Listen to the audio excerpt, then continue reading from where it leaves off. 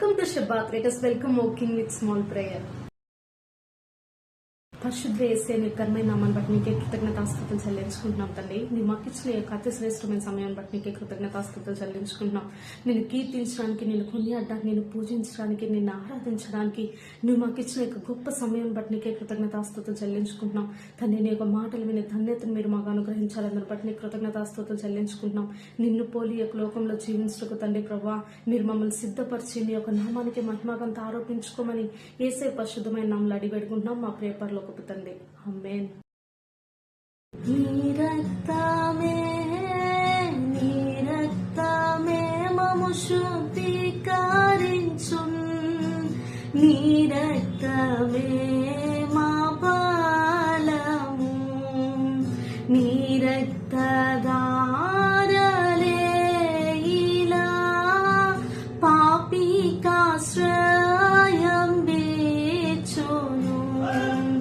పరిశుద్ధ తండ్రి పాపిని కడిగి పవిత్ర పరచును.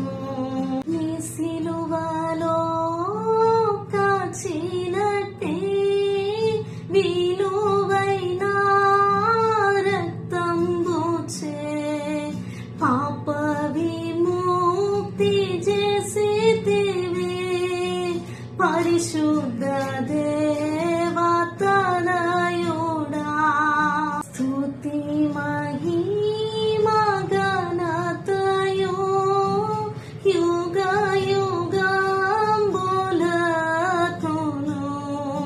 స్తుతి పాత్ర నీకే చెల్లును. స్తోత్రార్హుడా నీకే తగున్.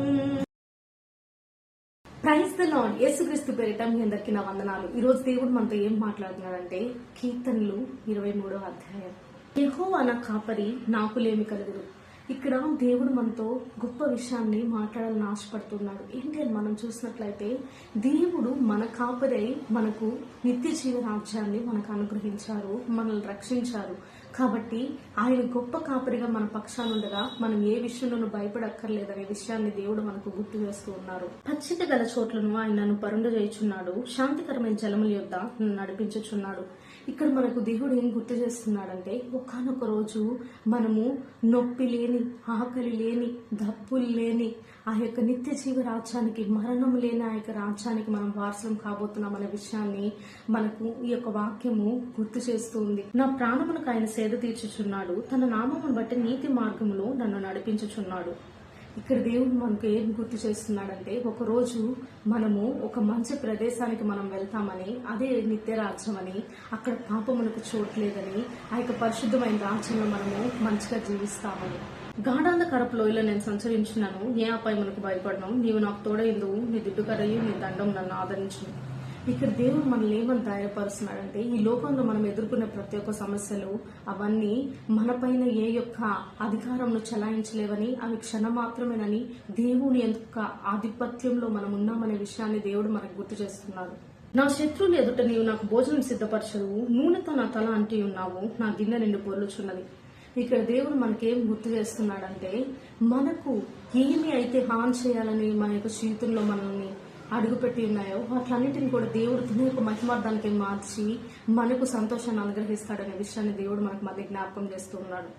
నేను బ్రతుకు దినములని కృపాక్షేమములే నా వెంట వచ్చును, చిరకాలం యెహోవా మందిరంలో నేను నివాసం చేసేదను. దేవుడు మనకు ఏం చెప్తున్నాడంటే ఆయన మన కొరకు ఏర్పరిచిన ఆ యొక్క బహుమానాన్ని మనము ఒకనొక దినాన్ని మనం పొందుకుంటామని, ఆ యొక్క స్థలంలోనే మనం చిరకాలం నివసిస్తామని, ఆ యొక్క స్థలంలో మనకి ఏ బాధలు ఉండవని, ఆయన యందు మనం సంతోషిస్తామనే విషయాన్ని దేవుడు మనకు జ్ఞాపకం చేస్తున్నాడు. మంచి కాపరిగా యేసే మన కొరకు మరణించి మనల్ని రక్షించారు. కాబట్టి దేవుడు మనకిచ్చిన రక్షణను మన యొక్క జీవితంలో మనం కాపాడుకుందాం. దేవుడు మన కొరకు ఏర్పరిచిన నిత్య జీవ రాజ్యానికి వారసులం అవుదాం. అక్కడ ఏ బాధ ఉండదు, ఆకలి ఉండదు, దప్పిక ఉండదు, మరణమే లేని దేవుడు మన కొరకు ఏర్పరిచిన యొక్క రాజ్యంలోకి మనం ప్రవేశించడానికి మనల్ని మనం సిద్ధపరచుకుందాం. దేవుడు మనకిచ్చిన యొక్క రక్షణను మనం కాపాడుకుందాం. పరిశుద్ధమైన జీవితాన్ని జీవిద్దాం. కుటుంబ సమేతంగా ఆయన యొక్క రాజ్యంలో మనము ఆనందిద్దాం. ఆమేన్. యెహోవా నా కాపరి, నాకు లేమి లేదు.